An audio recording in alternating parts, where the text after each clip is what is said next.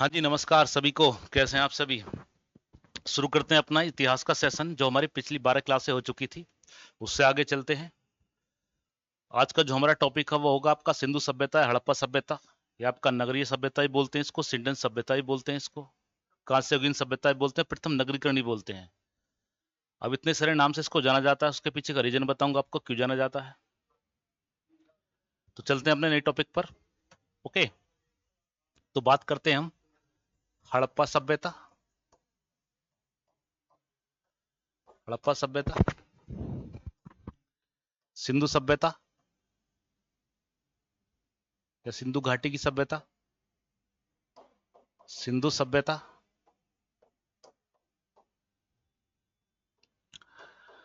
कांस्ययुगीन सभ्यता यानी bronze age civilisation, कांस्ययुगीन सभ्यता, इसको प्रथम नगरीकरण भी कहा जाता है क्योंकि नगरों का जो हमें पता पड़ता है यहीं पर पता पड़ता है। प्रथम नगरीकरण, हालांकि दूसरा नगरीकरण महाजनपद काल को कहा जाता है। यह आपका इसका एक नाम है सिंडन सभ्यता, सिंडन सभ्यता। ओके, अब देखिए हड़प्पा सभ्यता इसको इसलिए कहा जाता है क्योंकि सबसे पहले जो खोजा गया नगर आपका हड़प्पा था, जो सबसे पहले खोजा गया जो नगर था आपका हड़प्पा था, पाकिस्तान में बताएंगे। सिंधु सभ्यता इसलिए कहा जाता है क्योंकि इसके बाद जो आपका सिंधु नदी है उसके आसपास इसके स्थल पाए गए, तो नाम रख दिया सिंधु सभ्यता। कांस्ययुगीन सभ्यता इसलिए कहा जाता है क्योंकि इन लोगों ने जो तांबा था, तांबा और टिन मिलाकर कांस्य धातु का आविष्कार किया, इसको कांस्ययुगीन सभ्यता ही बोलते हैं। बाकी इसको बोलते हैं प्रथम नगरीकरण क्योंकि सबसे पहले यहां पर नगरों का विकास हुआ। और सिंडन सभ्यता इसलिए बोला जाता है कि सिंडन बोले तो कपास, कपास का जो उत्पादन शुरू किया था, उपजाना सबसे पहले इन्होंने किया था, तो इसको सिंडन सभ्यता भी बोल देते हैं।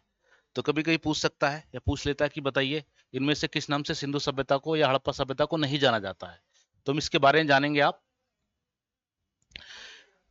हम इसका जो थोड़ा डिटेल में पढ़ेंगे तो इसमें देखेंगे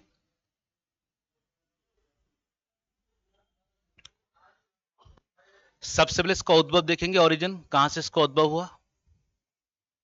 ओके, सबसे पहले इसका उद्भव देखेंगे, फिर इसका विस्तार देखेंगे कि विस्तार कहां से कहां तक है,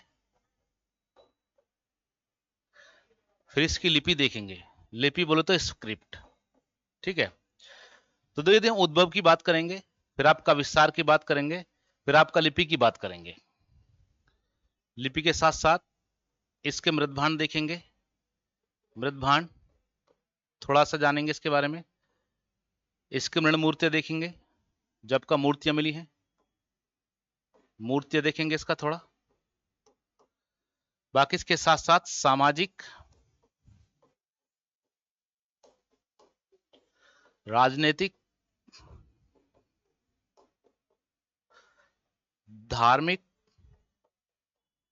और इसके आर्थिक पहलू भी देखेंगे हम, इसके आर्थिक पहलू भी देखेंगे इस सभ्यता के। ओके, तो हमको इसके आधार पर चलना है, जो हमको सिंडन सभ्यता को पढ़ना है या सिंधु सभ्यता को या आपका हड़प्पा सभ्यता को। ठीक है, अब थोड़ा इसके बारे में आपको बताता हूं। हाँ जी, सुन पा रहे हैं? ओके, जैसे कि सभी जानते हैं कि भी जो सभ्यता है आपको 1921 में दयाराम साहनी ने इसकी खोज की थी। एक बेसिक फैक्ट है, बेसिक पॉइंट है। लेकिन मैं आपको बताऊं कहानी उससे पहले शुरू होती है। एक व्यक्ति था चार्ल्स मैसन, चार्ल्स मैसन नामक व्यक्ति था। उसने सबसे पहले सिंधु सभ्यता का जो हड़प्पा नगर है उसके टीले को देखा, लेकिन इसके महत्व को नहीं समझ पाया। तो चलो होगा कोई ऐसी कोई बात नहीं, देख कर आ गया। यहाँ से क्वेश्चन ही पूछता है कि ऐसा कौन सा व्यक्ति था जो इस सभ्यता के, हड़प्पा सभ्यता के टीले के महत्व को नहीं समझ पाया था। मैप से मतलब ये है, अगर इसके बारे में जानता कि हाँ भाई कोई सभ्यता हो सकती है, इसकी खुदाई जब भी शुरू हो जाती। उसके बाद दो भाई थे बर्टन बंधु, पाकिस्तान में रेलवे लाइन को बिछाने का कार्य चल रहा था। उन्होंने क्या किया, जो हड़प्पा जो नगर है उससे जो ईंटें प्राप्त हुई उसको कुछ प्रयोग में लिया।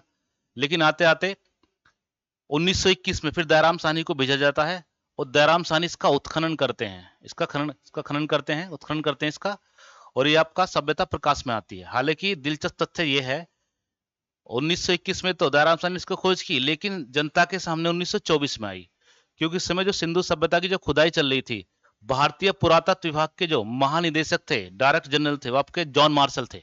जॉन मार्शल थे। उन्होंने फिर 1924 में आके इसकी घोषणा की कि भारत में एक सभ्यता मिली है जिसको हम सिंधु सभ्यता के नाम से जानते हैं। शुरुआत में तो ये कहते रहे कि हो सकता है कि हमारे पूर्वज ही आए हो यहाँ पर, उन्होंने ऐसी सभ्यता विकसित कर दी हो, क्योंकि शुरुआत में भारतीय लोग क्या मानते थे कि हम वो मानते थे कि तो असभ्य हैं, इनको अकल ही नहीं है, उनका ऐसा मानना था अंग्रेजों का। लेकिन इनको पता पड़ा कि जब तुमको खाने पहनने की तमीज नहीं थी, भारतीय लोगों ने इससे जबरदस्त सभ्यता उस समय विकसित कर ली थी, तो उनको पता पड़ी इनके बुजुर्ग तो बड़े भाई सभ्य थे, तो छुपाने की कोशिश करेगी, लेकिन आपको पता सत्य कभी नहीं छुपता। तो इसको उद्भव की बात करते हैं। पहले क्या बात करेंगे, पहले उद्भव की बात करते हैं।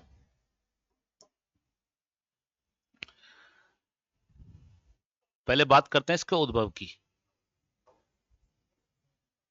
इसका ओरिजिन कैसे हुआ, इसके उद्भव की बात करते हैं, आपका सिंधु सभ्यता की। जी, तो पहला पॉइंट लिखते हैं इसमें,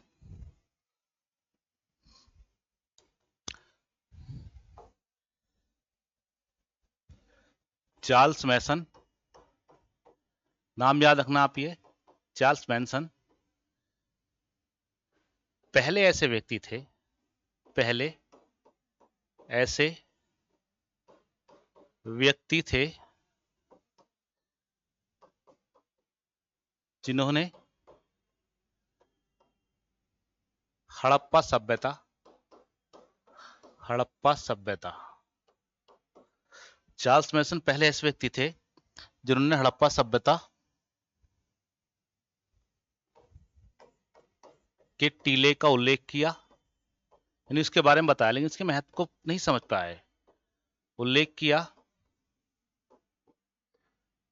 परंतु इसके महत्व को नहीं समझ पाया, इसके महत्व को नहीं समझ पाया। ये क्वेश्चन बनता भी है कि ऐसा कौन सा व्यक्ति था, तो आप इसका नाम याद रखना कि चार्ल्स मैसन था। ओके, लेकिन इसके महत्व को नहीं समझ पाया था। चलो होगा कोई, सोचा होगा कोई वैसी कोई नॉर्मल टीला। फिर बात है 1856 की। 1856 में कराची से लाहौर, कराची से लाहौर रेलवे लाइन बिछाते समय दो भाई थे वर्टन बंधु, उन्होंने कहा भाई अजीब सी तो है, खैर ये ईंटें, हड़प्पा के जो टीले के आसपास जो ईंटें और पत्थर थे उनका प्रयोग किया यहां पर रेलवे लाइन बिछाते समय, हड़प्पा की ईंटों का प्रयोग बर्टन बंधुओं ने किया। ये दो भाई थे, बर्टन बंधुओं ने किया।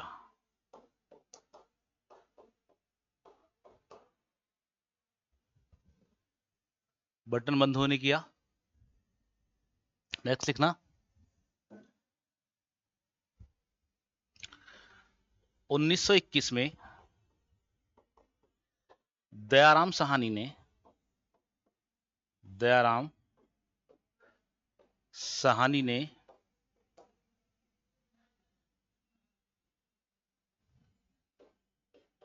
हड़प्पा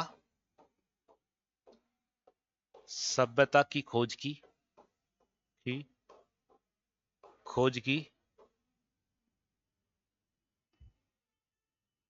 जो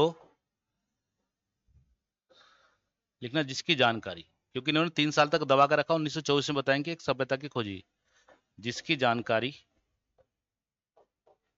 जिसकी जानकारी लोगों के सामने 1924 में रखी गई। इन्होंने 1924 में बताया कि भाई एक सभ्यता प्रकाश में आई है इंडिया में।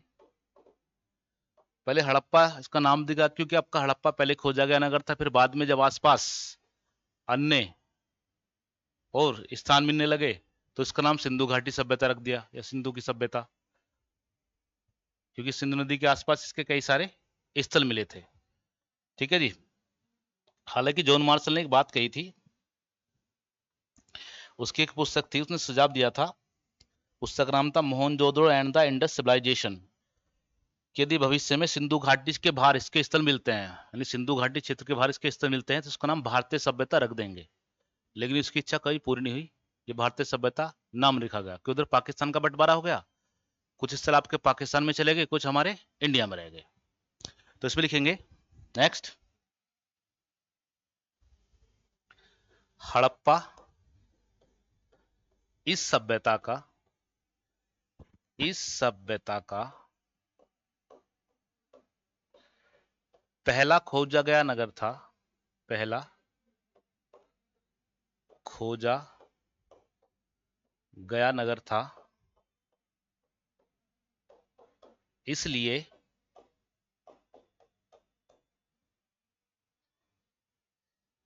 इसे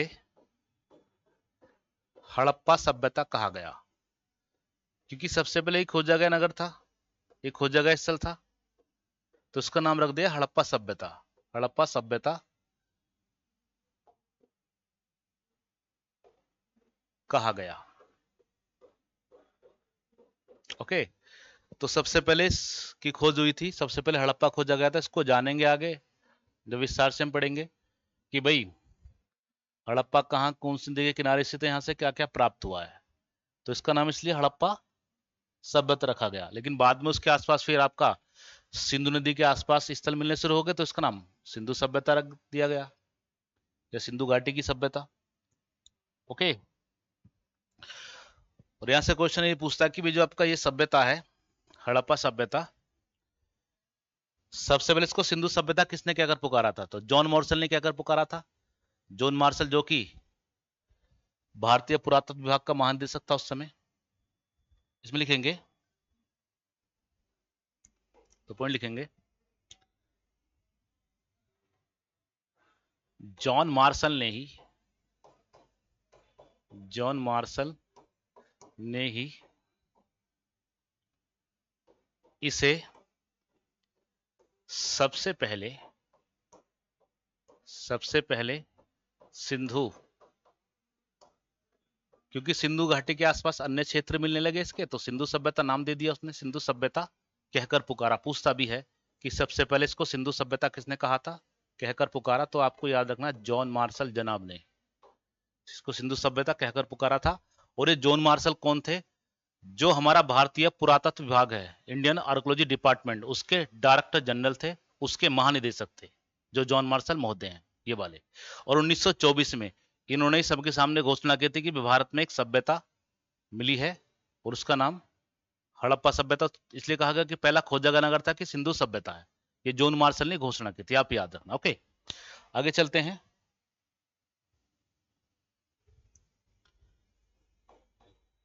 जॉन मार्शल ने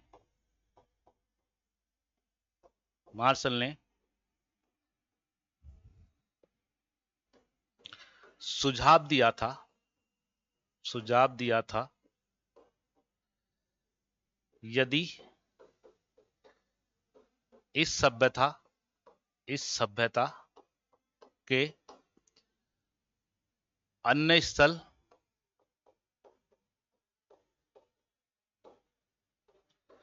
सिंधु घाटी क्षेत्र से पाए जाते हैं, सिंधु घाटी क्षेत्र से बाहर, सिंधु घाटी क्षेत्र से बाहर पाए जाते हैं, बाहर पाए जाते हैं, तो इसका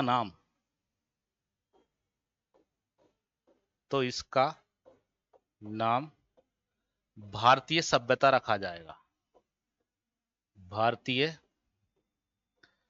सभ्यता रखा जाएगा। लेकिन उनकी इच्छा पूरी नहीं हो पाई,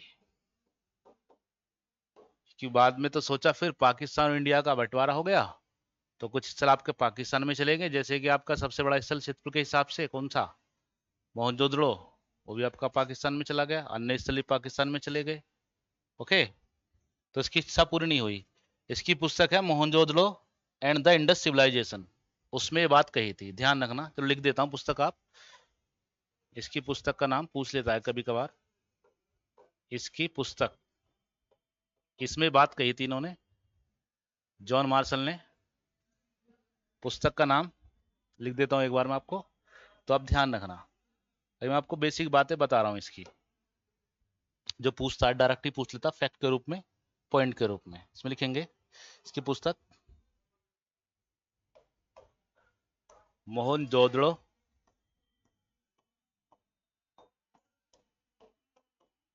and the civilization, Indus civilization, Indus civilization, civilization, civilization. और ये पुस्तक 1931 में आई थी, 1931 31 में प्रकाशित हुई थी, आप ध्यान रखना। ओके, तो 1931 में आपका ये पुस्तक प्रकाशित हुई थी। तो इसकी इच्छा थी कि इसका नाम भारतीय सभ्यता रखा जाए, बट नहीं रख पाए क्योंकि पाकिस्तान में चले गए कुछ आपके स्थल। ओके, इसके उद्भव की बात तो ये हो गई। अब इसके बात करते हैं विस्तार की बात। इसका विस्तार कहां से कहां तक है वर्तमान परिप्रेक्ष्य में देखते हुए। तो यदि हम इसके विस्तार की बात करें, इस सभ्यता के विस्तार की बात करें, इसके एरिया कहां से कहां तक फैला है, तो ऐसे कई क्वेश्चन बनते हैं। देखिए, अगर हम इसके विस्तार की बात करें तो जब सबसे इसकी पूर्वी सीमा है, सबसे पूर्वी सीमा, सबसे पूर्वी सीमा इस सभ्यता की, वो उत्तर प्रदेश में जो मेरठ है, मेरठ में एक जगह है आलमगीरपुर। मेरठ में एक जगह है आलमगीरपुर, आलमगीरपुर। तो सबसे पूर्वी सीमा है सिंधु सभ्यता का, अगर विस्तार की बात करें, सबसे पूर्वी सीमा आपका आलमगीरपुर है, जो कि मेरठ में पड़ता है, उत्तर प्रदेश के जिला मेरठ में। और पूछ लेता कौन सी नदी पर है, तो आपका ये हिंडन नदी के किनारे है, सबसे पूर्वी सीमा। यानी यहां तक, पूर्व तक इसका यहां तक विस्तार था। पूर्वी सीमा की बात करें, हिंडन नदी। बात करें सबसे पश्चिमी सीमा, तो आपका पाकिस्तान का एक क्षेत्र है बलूचिस्तान। बलूचिस्तान एक क्षेत्र है पाकिस्तान का, जिसकी राजधानी क्वेटा है। तो बलूचिस्तान में एक नदी है दासक, दासक नदी। और यहीं पर एक क्षेत्र है सुतकांगडोर, सुतकांगडोर, सुतकांगडोर एक क्षेत्र है। सबसे पश्चिमी सीमा यहाँ इसकी यहाँ पर थी। पूर्वी की बात करें मेरठ आलमगीरपुर हिंडन नदी, पश्चिमी की बात करें एक बलूचिस्तान क्षेत्र जो कि पाकिस्तान में स्थित है, दासक नदी के किनारे एक क्षेत्र है वहां का सुतकांगडोर, सबसे पश्चिमी सीमा इसकी यहाँ पर है। अगर दक्षिणी की बात करें हम, इसकी दक्षिणी सीमा, तो आपका महाराष्ट्र, महाराष्ट्र में एक जगह है देमाबाद, देमाबाद एक जगह है देमाबाद। और वहां पर एक नदी है प्रवरा नदी, प्रवरा नदी। ठीक है, तो आपका प्रवरा नदी है, उसका यहां तक इसका दक्षिणी विस्तार था, प्रवरा नदी। हाँ जी, ये गोदावरी की सहायक नदी है, गोदावरी की सहायक नदी है। गोदावरी नहीं देगा तो आपको कंफ्यूज कर देगा। तो गोदावरी तो नॉर्मल बात है कि गोदावरी, ये गोदावरी की सहायक नदी है, प्रवरा उसके किनारे है। लिख देता हूं पॉइंट में, प्रवरा नदी जो गोदावरी की सहायक नदी है, गोदावरी की सहायक नदी है, सहायक नदी है। दक्षिणी की बात करें तो आपका एक स्थल है मादा, या माडा बोल देते हैं इसको, मादा। ये आपका चिनाब नदी के किनारे है, जम्मू कश्मीर की तरफ, चिनाब नदी के किनारे। कभी कभी मिलान के लिए इसका दे देता है कि बताइए, एक तरफ सीमा होगी, बताइए पूर्वी सीमा कहाँ है, पश्चिमी कहाँ है, ये कहाँ है, वो कहाँ है, तो इसका मिलाने के लिए देता है। आपको याद रखना कि सबसे पूर्वी सीमा मेरठ में आलमगीरपुर है, सबसे पश्चिमी दासक नदी के किनारे सुतकांगडोर है, मादा चिनाब नदी के किनारे आपका ऊपर जम्मू कश्मीर की तरफ। महाराष्ट्र में आपका देवाबाद, देमाबाद का प्रवरा नदी जो कि आपकी गोदावरी की सहायक नदी है। यहां से पूछ लेता कि बताइए, डायरेक्टली पूछ लेता कि पूर्वी सीमा कौन सी नदी पर है, पश्चिमी कौन सी पर, दक्षिणी कौन सी पर, आपका उत्तरी कौन सी पर है, तो आपको ध्यान रखना है। ठीक है, अब देखो एक इतिहासकार है रंगनाथ राव, इन्होंने इसका कुल क्षेत्रफल बताया 12,99,600 वर्ग किलोमीटर। लिख देता हूं मैं इसमें थोड़ा, इसको यहाँ एक दो पॉइंट। इसमें लिखेंगे रंगनाथ राव ने इसका कुल क्षेत्रफल, यानी जहां तक इसका विस्तार है, इसका कुल क्षेत्रफल आप लिखेंगे 12,99,600 वर्ग किलोमीटर बताया है, हालांकि आंकड़ा बहुत रेयर पूछता है लेकिन पूछ सकता है। ठीक है जी, क्षेत्र 12,99,600 वर्ग किलोमीटर बताया है। और यदि हम बात करें इसका जो शेप है वो त्रिभुजाकार है, ट्रायंगल है। यदि हम त्रिभुज खींचेंगे, अगर इसके विस्तार की बात करें तो इसका विस्तार इस तरह से है, ऐसे एक त्रिभुज की तरह है, जिसका विस्तार है सिंधु सभ्यता का। ठीक है, हाँ जी बिल्कुल त्रिभुजाकार है। अगर हम बात करें पूरब से पश्चिम या पश्चिम से पूरब, यहां से आपका यहाँ, इसका विस्तार 1600 किलोमीटर के आसपास है। यानी अगर पूर्व से पश्चिम पूछ ले कि इसका कितना आंकड़ा, तो 1600 के आसपास है। अगर पूछ ले उत्तर से दक्षिण तो आपका लगभग 1400 है। तो यहाँ आपका 1400 किलोमीटर है, इतना भी आपको ध्यान रखना है। अगर यहाँ से यहाँ तक पूछे, यानी इसकी बात करें तो आपका 1600 किलोमीटर के आसपास फैला है। और बात करें ऐसे आपका उत्तर से दक्षिण तो आपका 1400 किलोमीटर के आसपास फैला है। ओके, ये इसके विस्तार की बात की हमने। विस्तार से क्वेश्चन हमेशा बन जाता है कि बताइए सिंधु सभ्यता का विस्तार कहां से कहां तक था, कितना था या कहां कहानी थी। ठीक है, तो विस्तार की बेसिक बात इसमें बन जाती है। अब देखिए विस्तार के माध्यम से अब जो यहां से क्वेश्चन इस तरह से बनते हैं कभी कभी कि बताइए सिंधु सभ्यता का इनमें से कौन सा स्थल कहां पर स्थित है, कौन सा गुजरात में है, कौन सा आपका पंजाब में है। एक तरफ या तो मिलाने के लिए दे देगा, क्वेश्चन को टफ बनाएगा, फिर डायरेक्ट पूछ लेगा। अब देखो सीधी सी बात है, कभी कभी ऐसे क्वेश्चन पूछे बताइए इनमें से कौन सा गुजरात में स्थित नहीं है, आपने पढ़ा पूछ लेगा, लेकिन गुजरात के को 2 भागों में बांटा गया है। यदि पूछ लिया कि बताइए इनमें से कौन सा कच्छ के रण में है, कौन सा आपका खंबात की खाड़ी में है, तो वहां से समस्या हो जाती है स्टूडेंट की। मैं आपको जो भी आपके एक साथ अभी कराऊंगा, जो भी आपके इस तरह के क्वेश्चन है, आप इसको एक बार पढ़ लेंगे, आपके क्वेश्चन सभी हो जाएंगे, आपको समस्या नहीं होगी। तो विस्तार की बात करें तो एक छोटा सा हेडिंग डालेंगे इसमें, भारतीय स्थल की बात करेंगे कि हड़प्पा सभ्यता के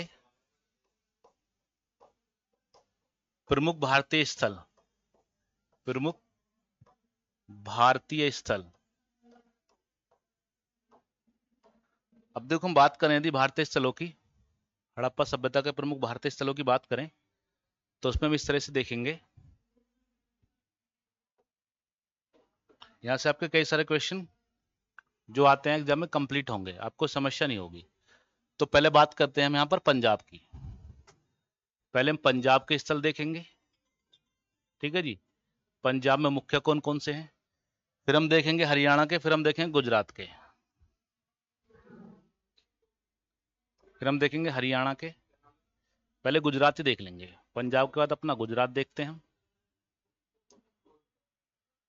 गुजरात के मुख्य कौन कौन से हैं, फिर हम हरियाणा के देखेंगे, हरियाणा के मुख्य कौन कौन से हैं, फिर हम देखेंगे राजस्थान के, राजस्थान के मुख्य स्थल, फिर हम देखेंगे उत्तर प्रदेश के जो आपके प्रमुख स्थल। यहां से क्वेश्चन बन जाता है कि कौन सा इनमें उत्तर प्रदेश में स्थित है या स्थित नहीं है, राजस्थान में स्थित है, स्थित नहीं है, आपका पंजाब में स्थित है, स्थित नहीं है, गुजरात में स्थित है, स्थित नहीं है। ठीक है, तो पहले बात करें पंजाब। पंजाब के प्रमुख जो हैं, देखिए पंजाब में सबसे प्रमुख रोपड़ है, इसको आप जानेंगे, सतलुज नदी के किनारे आके रोपड़। और ये आजादी के बाद पहला खोजा गया नगर था, यानी कुछ स्थल तो आपके पाकिस्तान में चले गए थे, कुछ हिंदुस्तान में चले गए थे। जब देश आजाद हुआ तो सबसे पहला इंडिया में यही खोजा गया था, रोपड़। यहां से क्वेश्चन ये बनता है। दूसरा है कोटला निहंग खान। कुछ स्थल ऐसे होंगे जो आपको शायद आज पहली बार सुनने के लिए मिलेंगे। निहंग खान, कोटला निहंग खान, कोटला निहंग खान। कुछ लोग कहते हैं कि भाई पता नहीं कहां से क्वेश्चन पूछता है, वो यहां से पूछता है, क्योंकि लोग क्या करते हैं जस्ट बेसिक रूप में ऊपर ऊपर से पढ़ा, फिर समस्या हो जाती है उनको। ठीक है, कोटला निहंग खान। एक है चक 86, चक 86, चक 86 या चक 86 पूछ सकता है। बताइए चक 86 कहाँ पर है? ऑप्शन देगा पंजाब में, गुजरात में, हरियाणा में। तो आपको बताना है पंजाब में है चक 86। ये नाम है, इस सलों के नाम है बस, ठीक है। एक है बाडा, एक है संघोल, संघोल, और हम एक और लिखेंगे ढेर माजरा। ये आपके पंजाब के प्रमुख स्थल हैं, ढेर माजरा, ठीक है जी। अब देखो गुजरात की यदि हम बात करें तो इसको समझिए आप थोड़ा। देखिए गुजरात की बात करें यदि हम, अब यहां से कभी कभी पूछ लेता है कि भाई गुजरात में कौन सा है, लेकिन यहां से इस तरह से पूछता है कि बताइए कौन सा खंबात की खाड़ी में है, कौन सा आपका कच्छ के रण में है। तो इनको दो भागों में बांटेंगे हम, दो भागों में। एक आपका कच्छ का रण और दूसरा खंबात की खाड़ी, खंबात की खाड़ी, खंबात की खाड़ी। आपको पता है कच्छ का रण का क्षेत्र ज्योग्राफी में आपने पढ़ा होगा, जंगली गधा पाया जाता है। क्वेश्चन कितनी बार पूछा भी गया है, जंगली गधा, ठीक है। तो पहले हम गुजरात को दो भागों में बांटा हमने, एक कच्छ का रण, एक आपका खंबात की खाड़ी। तो पहले हम कच्छ के रण की बात करते हैं। तो इसमें तीन आपके प्रमुख हैं, धोलावीरा, धोलावीरा, सुरकोतदा, सुरकोतदा, और अगला है देसलपुर, जहां से तांबे की मोहर भी मिली है, देसलपुर। कहां से क्या मिला हम उसको बाद में जानेंगे। तो भैया गुजरात की बात करें, दो भागों में बांटा, कचकरण, खंबात की खाड़ी। पूछा कचकरण के आपके तीन प्रमुख, धोलावीरा, सुरकोतदा, देसलपुर। यहां से क्वेश्चन बन सकता है कि बताइए इनमें से कौन सा गुजरात में स्थित नहीं है। आप बता दोगे ये नहीं है।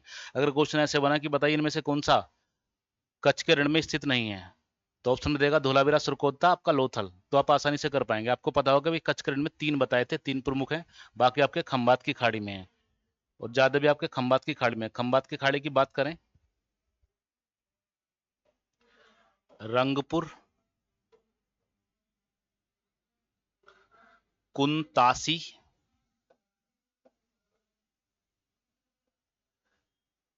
लोथल, तो थोड़ा एडजस्ट करते हैं, आ नहीं पाएगा इसमें, ठीक है जी। रंगपुर, कुनतासी, लोथल,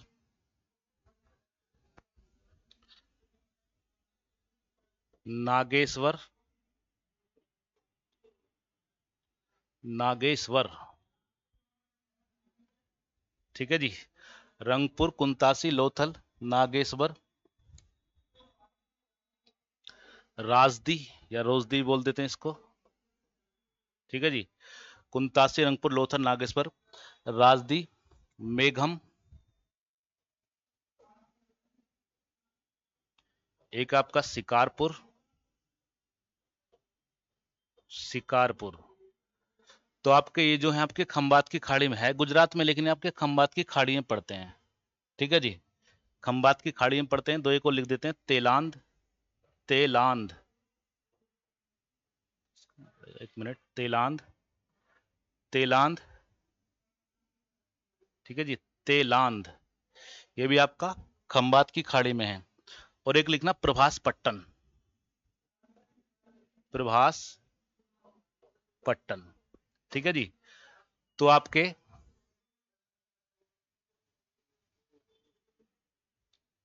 मिनट, तो हमने जो जाने थे ये, तो आपके पंजाब के जाने हमने। पंजाब में आपका रोपट, कोटला, नियंग खान, चक 86, बाड़ा, संघोल, डेर माजरा। गुजरात को हमने दो भागों में बांटा, कच्छ का रण, धोलावीरा, सुरकोता, देसलपुर। अगर खंबात की घाटी की बात करें, रंगपुर, कुंतासी, लोथल, नागेश्वर, राजदी, मेघम, शिकारपुर, तेलांत, प्रभास पट्टन। ओके। अब देखो कहां से क्या मिला उसको तो हम बाद में देखेंगे, लेकिन यहां से क्वेश्चन हमेशा बनता है। अगर मान ले पूछ लीजिए कि बताइए इनमें से कौन सा खंबात की खाड़ी में स्थित नहीं है, तो ऑप्शन देगा रंगपुर, लोथल, नागेश्वर, एक दे देगा इनमें से धोलावीरा। तो यदि आपको पता होगा, ये तो आपको पता है कि हाँ गुजरात में है, लेकिन ऐसे क्वेश्चन पूछता है, भविष्य में पूछेगा, कंपटीशन जैसे टफ होगा, तो आपको बताना कि हाँ कच्छ की रण में तीन है भाई आपका खंबात की खाड़ी में, बाकी सभी खंबात की खाड़ी में है। ओके, अब बात करते हैं राजस्थान की। 3 है प्रमुख, बालाथल राजस्थान, थोड़ा बड़ा करते हैं इसको, नहीं राजस्थान। यदि हम राजस्थान की बात करें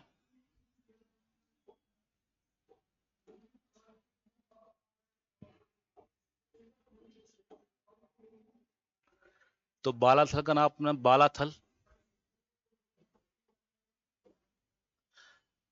राजस्थान से सबसे बड़े मुख्य क्वेश्चन पूछता है कि बताइए जुते हुए खेतों के साक्ष्य कहाँ मिले हैं, वो भी आपका कालीबंगा राजस्थान में है। कि जुते हुए खेतों के साक्ष्य कहाँ मिले हैं, तो आपको याद रखना है कालीबंगा। कालीबंगा है यहाँ पर, कालीबंगा। बाकी हम जानेंगे भी कालीबंगा या फिर कौन सा, इसको काले रंग की चूड़ियां वगैरह क्या कारण है इसके पीछे रीजन कहने का, तो इसके पीछे कहने का रीजन इसको बाद में जानेंगे। एक और है तरबान बाल डेरा। ये आपके 3 प्रमुख है जो आपके राजस्थान के हैं। ठीक है, आपके 3 प्रमुख हैं, बालाथल और आपका कालीबंगा और आपका तरबान बाल डेरा, तरखान बाल डेरा इसको बोल देते हैं, तरखान बाल डेरा। ठीक है जी, ये आपके राजस्थान के हो गए। उत्तर प्रदेश की बात कर लेते हैं। उत्तर प्रदेश में प्रमुख 4 हैं।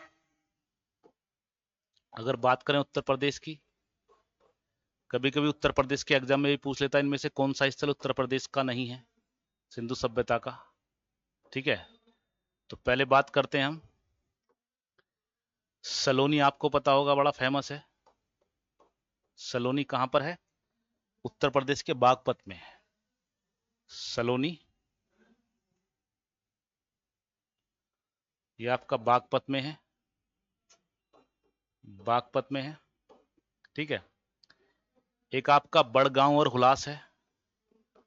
बड़गांव और हुलास दोनों एक जगह पर, बड़गांव और हुलास। ये आपके सिंधु सभ्यता के स्थल हैं। ये कहां पर है आपके, ये आपके सहारनपुर में है, सहारनपुर में है। ठीक है, तो क्लियर हो रहा है जी। पहली बार पढ़ रहे हैं कुछ नाम, हाँ जी बिल्कुल पढ़ेंगे आप पहली बार। हो सकता है कि आपके लिए कुछ चीजें नहीं हो, लेकिन आपको बहुत कुछ सीखने को मिलेगा। जो पहले भी आप पढ़ चुके हैं सिंधु सभ्यता वगैरह जो भी टॉपिक, तो बहुत कुछ आप नया पाएंगे। ठीक है, तो हमने सलोनी बागपत जाना, बड़गांव आपका, बड़गांव और हुलास कहाँ पर है, सहारनपुर में है। आलमगीर आपको बताया मैंने अभी, आलमगीरपुर मेरठ में, आलमगीरपुर आपका मेरठ। ठीक है जी, एक आपका मुजफ्फरनगर में और पड़ता है बड़ा फेमस, आपको नाम याद होगा, जिसको बोलते हैं मांडी। मांडी ये भी आपका मुजफ्फरनगर पड़ता है, आपका उत्तर प्रदेश में है। इसमें लिखेंगे मांडी, मांडी। ये आपका मुजफ्फरनगर। इसके ऊपर एक वेब सीरीज बनी है भोकाल, आईपीएस नवीन सिकेरा नाम था जिनका, याद है ना। हाँ जी, तो डियर स्टूडेंट्स आप देख सकते हैं जो आपके हड़प्पा सभ्यता के प्रमुख भारतीय स्थल की बात कर रहे थे हम, प्रमुख भारतीय स्थल। ओके, तो यहाँ तक कोई दिक्कत हो तो बताइए। ये विस्तार की बात कर रहे हैं हम। हाँ जी, क्लियर, चलो वेरी गुड। अब इसकी लिपि की बात कर लेते हैं थोड़ा। लिपि, लिपि या स्क्रिप्ट।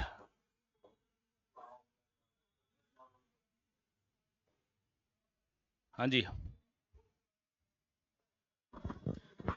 देखो लिपि की बात करें यदि हम,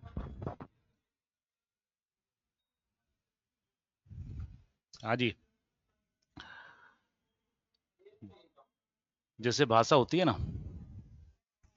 बोलने की, ऐसी लिखने की लिपि होती है। अभी तक हड़प्पा सभ्यता की लिपि पढ़ी नहीं गई है, अब देखो कब पढ़ी जाएगी। देखो यदि बात करें दुनिया में सबसे पहले लिपि का आविष्कार किसने किया, लिपि का आविष्कार किसने किया, ऐसे क्वेश्चन पूछ लेता है। हड़प्पा सभ्यता की नहीं पढ़ी गई अभी, अब पता नहीं कौन पढ़ेगा, कौन इतिहासकार, कौन साइंटिस्ट होगा जिसको सौभाग्य प्राप्त होगा। अगर लिपि पढ़ ली जाए तो हो सकता है सारा हड़प्पा सभ्यता का इतिहास ही बदल जाए। जैसे कि हम जानते हैं कि भाई आदमी पॉजिटिव सोचता है कि मोहनजोदड़ो से एक स्नानागार मिला है, स्विमिंग पूल, और लोग अंदाजा लगाते हैं कि यहाँ पर धार्मिक अनुष्ठान होता होगा। कि पॉजिटिव सोचते हैं कि अब तो लोगों को डुबो कर मारा जाता हो, सजा दी जाती हो। ऐसा हो सकता है ना, मे बी, जिस दिन आपका लिपि पढ़ ली गई। लेकिन अभी तक लिपि पढ़ी नहीं गई है। लेकिन यहाँ से एक दो क्वेश्चन बन जाता है, कैसे किस आधार पर लिखी जाती है, थोड़ा सा को जान लेते हैं। ओके, तो इसमें लिखेंगे सबसे पहले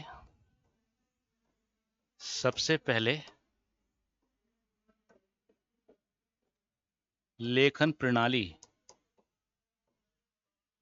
को विकसित करने वाले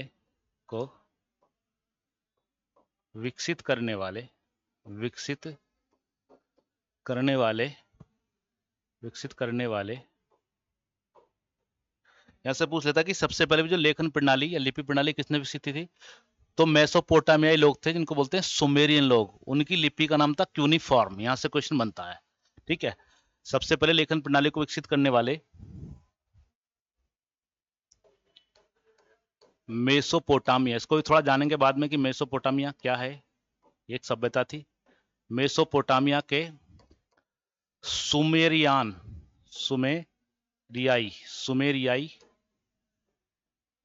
ये किसान है। लोगों को इस नाम से जानते थे, सुमेरियाई लोग थे। इनकी लिपि का नाम भी है क्यूनिफॉर्म, जिनकी लिपि क्यूनिफॉर्म थी। लिपि क्यूनिफॉर्म थी। अब देखो, इसको मैंने इसलिए लिखा है क्योंकि जो सिंधु सभ्यता है ये मेसोपोटामिया उसके लगभग समकालीन ही थी। ठीक है, और पूछ सकता है कि सबसे पहले किसने इनको विकसित किया लिपि को। तो इन्होंने किया था लिपि को।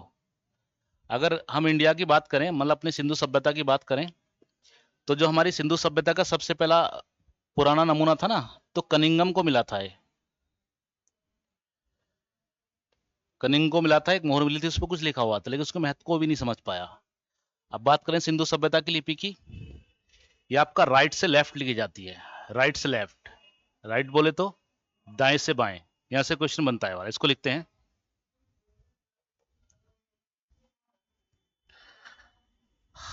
हड़प्पाई लिपि।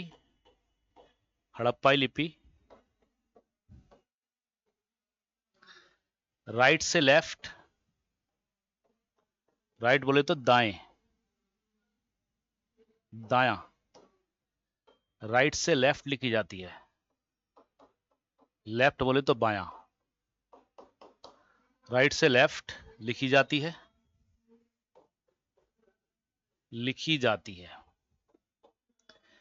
क्वेश्चन पूछ लेता है कि बताइए हड़प्पा लिपि कैसे किस आधार पर लिखी जाती है। और अलग बात है कि अभी तक पढ़ी नहीं गई है। यानी कि राइट से शुरू करेंगे और फिर लेफ्ट की तरफ, जैसे उर्दू लिखी जाती है। ठीक है जी, तो राइट से लेफ्ट लिखी जाती है। इसको बोलते हैं बुस्ट्रोफेडन, एक गोमूत्रिका विधि। इसको नाम दिया गया बुस्ट्रोफेडन गोमूत्रिका। लिख देता हूं, लिखी जाती है, जिसे बुस्ट्रोफेडन, ये नाम दिया गया सिर्फ बुस्ट्रोफेडन। इसको बुस्ट्रोफेडन या गोमूत्रिका विधि कहते हैं। गोमूत्रिका विधि कहते हैं, ठीक है जी। तो ध्यान रखना, राइट से लेफ्ट लिखी जाती है, इसको गोमूत्रिका विधि कहते हैं। इसकी बात करें, देखो पढ़ने का दावा तो बहुत लोगों ने किया है इसको, लेकिन अभी तक पढ़ा नहीं गई है। इसका क्या, इसको बोलते हैं भाव चित्रात्मक। यानी जो इसके अक्षर एक भाव उत्पन्न करते हैं। देखकर अजीब सा दिमाग में फीलिंग आता है कि पता नहीं क्या है, क्योंकि कहीं यू आकार के अक्षर है, जैसे हमारे एबीसीडी होती है ना अंग्रेजी में, और हिंदी में अपन आरा पैम होते हैं। कहीं यू आकार के हैं, कहीं आपके मछली के प्रकार के अक्षर हैं। तो बड़ी अनसुली गुत्थी है, इसको कोई सुलझा नहीं पाया, अभी तक पढ़ नहीं पाया है। अब देखो कौन पढ़ता है, वो बाद में बताया जाएगा, मतलब बताया क्या जाएगा, बाद में पता पड़ेगा। जो भी पढ़ेगा उसको फिर बताएगा भी ये कहानी है। अभी तक इसको पढ़ा नहीं गया है। सभी लोग सोच रहे हैं पता नहीं कब पढ़ा जाएगा इसको। जब पढ़ा लिया जाएगा तो इसका एक्चुअल हमको इसका इतिहास पता पड़ जाएगा सही रूप में। अब तो अनुमान के आयनों में लिखा गया है, जबकि हड़प्पा सभ्यता का इतिहास लिखा गया है। लिखेंगे इस इसलिए लिखेंगे यह है लिपि भाव चित्रात्मक है, भाव चित्रात्मक है,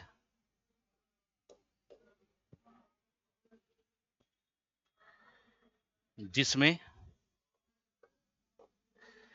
सर्वाधिक अक्षर, जब का अल्फाबेट है सर्वाधिक अक्षर, इसमें सर्वाधिक अक्षर अंग्रेजी का यू, यू नहीं होता यू, अंग्रेजी की यू आकार के हैं।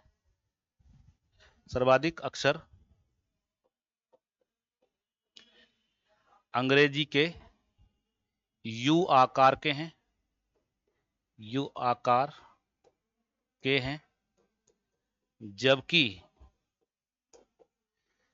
सर्वाधिक जीव के रूप में मछली है, मछली की तरह इसके मिलते हैं। सर्वाधिक जीव के रूप में, जीव के रूप में मछली है। यही गुत्थी नहीं सुलझ पा रही कि पता नहीं क्या है यार, यानी कि सिर्फ इसके अल्फाबेट हैं, इसके सर्वाधिक अंग्रेजी के अक्षर के यू आकार के अक्षर हैं, जबकि अगर देखें मछली के रूप में जो आपका अल्फाबेट मिले, सॉरी जो आपका जीव के रूप में अल्फाबेट मिले, सर्वाधिक रूप में आपका मछली है। क्वेश्चन पूछा गया है, पूछ भी सकता है भविष्य में, तो आपको ध्यान रखना है। ठीक है जी, तो इसकी बात की हमने, जो इसकी स्क्रिप्ट थी, उसकी लिपि थी, लिपि का मामला ये अभी तक पढ़ी नहीं जा चुकी है। ओके, हाँ जी, क्लियर है यहाँ तक लिपि? जी बिल्कुल, हाँ जी, पता नहीं कौन पढ़ेगा, ये तो तभी पता पड़ेगा जब पढ़ेगा कोई। ठीक है, अब बात करते हैं देखो मूर्तियां की।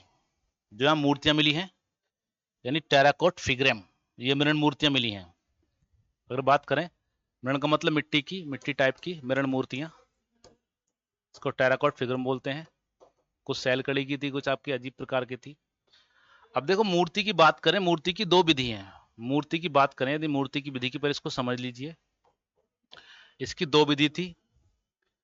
जो आपकी धातु की मूर्तियां थी, धातु की मूर्तियां, मेटल की जो मूर्तियां थी, कांस्य वगैरह की, जो आपकी धातु की मूर्तियां हैं इसमें, वो क्या है, वो मधुशिष्ट विधि से बनाई गई है। मधुशिष्ट विधि, ये क्वेश्चन पूछा भी गया है कि मधुशिष्ट विधि, मधुशिष्ट विधि से निर्मित, विधि से निर्मित। ठीक है जी, अब देखो मधुशिष्ट क्या था, एक जो सांचा होता है ना कोई मूर्ति बनाने का, उसमें मोम वगैरह, शायद मोम वगैरह सांचे के ऊपर डाल देते इससे वो धातु ना चिपके, इसको बोलते हैं धातु की मूर्ति, मधुशिष्ट विधि। और दूसरी जो आपकी मृण मूर्तियां थी, यानी मिट्टी की जो मूर्तियां थी, जो आपकी मृण मूर्तियां वाली विधि, उसको बोला गया चकोटी विधि। ये क्वेश्चन पूछा गया कि चकोट की सिंधु सभ्यता में किस विधि के द्वारा मूर्तियां बनाई जाती थी। आपको ध्यान रखना, मधुशिष्ट विधि आपका चकोटी विधि। देखो चकोटी विधि क्या आपने देखा होगा, कोई गांव वगैरह में चूल्हे या फिर आपका ब्रुसी वगैरह चूल्हे बनाते हैं ना, मिट्टी का कोई चीज बनाते हैं, फिर मिट्टी के वो, तो ऐसे करते हैं ना, कोई मिट्टी इसको इस तरह से चकोटते हैं, चकोटी बोल दिया इसको, इसको चकोटी विधि कहते हैं। तो मृण मूर्तियां चकोटी विधि के तहत बनती थी, और आपकी धातु की मूर्ति आपकी मधुशिष्ट विधि के तहत बनती थी। आपको ध्यान रखना है, यहाँ से पूछा गया क्वेश्चन है आपका, छोटे मोटे और बड़े एग्जाम में पूछा गया है कि भाई क्या विधि थी सिंधु सभ्यता में इनको बनाने की। तो आपको ध्यान रखना है कि आपका मधुशिष्ट विधि थी, धातु की मूर्तियां बनाई जाती थी, और मृण मूर्ति आपकी चकोटी विधि से बनाई जाती थी।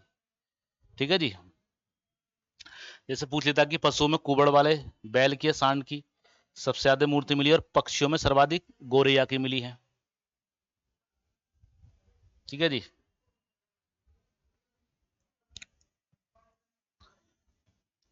हाँ जी बिल्कुल, ये एक नगरीय सभ्यता थी, लेकिन इनका समाज क्या था, मात्र सत्तात्मक था। माता परिवार की मुखिया होती थी।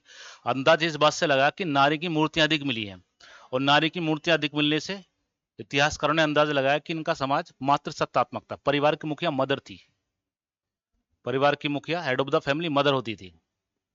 इसका कारण क्या है, मूर्तियां नारी के अधिक मिलने के कारण।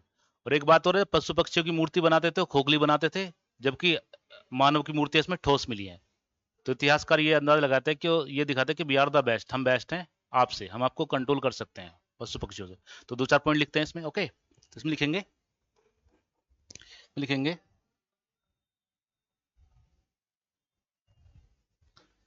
समस्त मूर्तियों में जो अब तक मिली हैं, समस्त मूर्तियों में, समस्त मूर्तियों में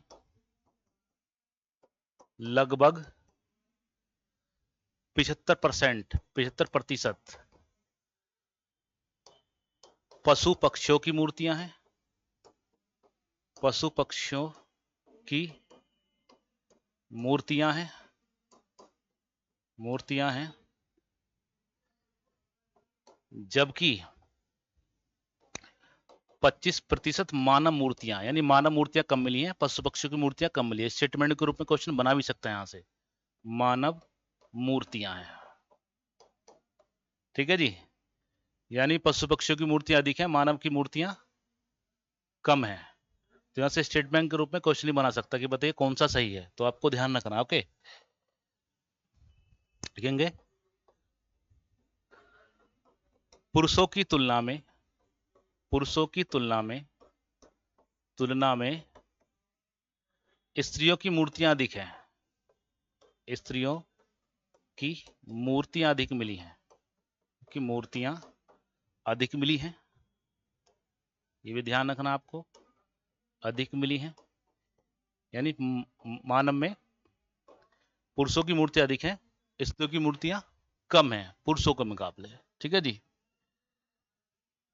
लिखेंगे पशुओं में सर्वाधिक मूर्ति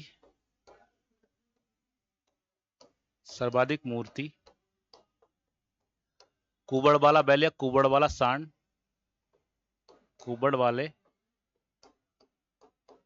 सांड की, तथा पक्षियों में एक पक्षी है गोरैया, उसकी ज्यादा मिली है। तथा पक्षियों में गोरैया जानते होगे इस पक्षी को आप, गोरैया की अधिक मूर्ति मिली है। हालांकि ये पक्षियों में पूजा तो कबूतर की करती है, इसको फाख्ता कहते हैं, ठीक है जी। लेकिन ज्यादा मूर्ति की बात करें तो गोरैया की मूर्ति मिली है, आपको ध्यान रखना है, ओके। अब देखो यहां से मछली की, कछुए की, घड़ियाल की मूर्ति भी मिली है, लेकिन गाय की मूर्ति नहीं मिलती, आपको ध्यान रखना है, ठीक है। मछली की मिली है, कछुए की, घड़ियाल की, लेकिन गाय की मूर्ति नहीं मिली है। अब देखो एक क्षेत्र है मेहरगढ़ आपका, वहीं आपका पाकिस्तान में है। यहां से एक स्त्री की मूर्ति मिली है जिसकी मांग में सिंदूर है, ध्यान रखना, इसकी मांग में सिंदूर भरा हुआ है। यहां से एक मूर्ति मिली है, ओके। एक पॉइंट और लिख रहा हूं,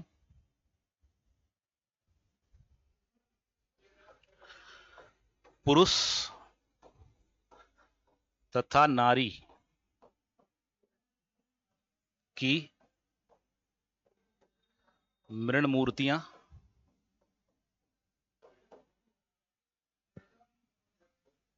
ठोस अवस्था में है। मृण की मूर्तियां करना, तथा नारी की मूर्तियां ठोस अवस्था में है, यानी ठोस बनाई गई हैं, अवस्था में है। जबकि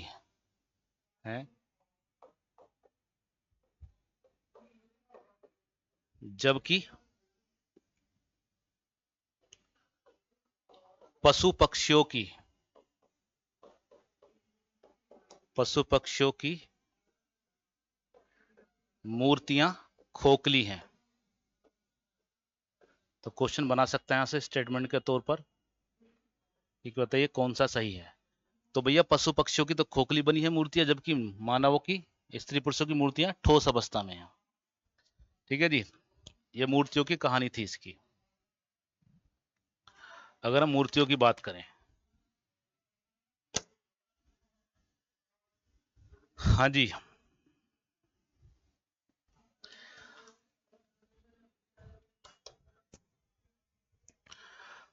अब इसके बाद एक क्लास और लेंगे हम सिंधु सभ्यता की, उसमें आपका कंप्लीट हो जाएंगे। उसमें मोहरे देखेंगे कि सिंधु सभ्यता जब मोहरे मिली हैं किस प्रकार की हैं, कुछ अन्य फैक्ट, अन्य तथ्य देखेंगे। फिर देखेंगे भी जैसे कि कौन कौन से प्रमुख स्थल से आपका मोहनजोदड़ो है, कहाँ पर स्थित है, कौन सी नदी के किनारे से, क्या क्या वहां से प्राप्त हुआ, क्या क्या वहां से मिला है, हड़प्पा से क्या मिला है, लोथल से क्या मिला है, कहाँ पर स्थित है, राखीगढ़ी कहाँ पर स्थित है, क्या वहाँ से मिला है। कुछ अन्य तथ्य देखेंगे कि सबसे बड़ा क्षेत्र के हिसाब से कौन सा, जैसे कि मोहनजोदड़ो है, लेकिन पाकिस्तान में चला गया। अगर भारत की बात करें क्षेत्र के हिसाब से सबसे बड़ा, तो आपका राखीगढ़ी है क्षेत्र के हिसाब से सबसे बड़ा। तो दूसरी क्लास में इसको समाप्त कर देंगे। तो आज पहली क्लास थी सिंधु सभ्यता की। वैसे आपकी 13वीं क्लास है, 12 क्लास ऑलरेडी पढ़ी है, प्ले लिस्ट में जाकर आप देख सकते हैं। हाँ, उसमें जो आपका स्टोनेज पढ़ाया था मैंने, उसमें क्लास फर्स्ट क्लास सेकंड रह गई थी, इसको मैं जल्दी डालूंगा। स्टोनेज की क्लास भी डालूंगा मैं, उसी हिसाब से प्ले लिस्ट में डाल दूंगा, उसी क्रम में आ जाएंगे वो। ठीक है, तो पढ़ते रहिए, मस्त रहिए, बिंदास रहिए। मिलते हैं फिर अगली क्लास में। सभी को नमस्कार।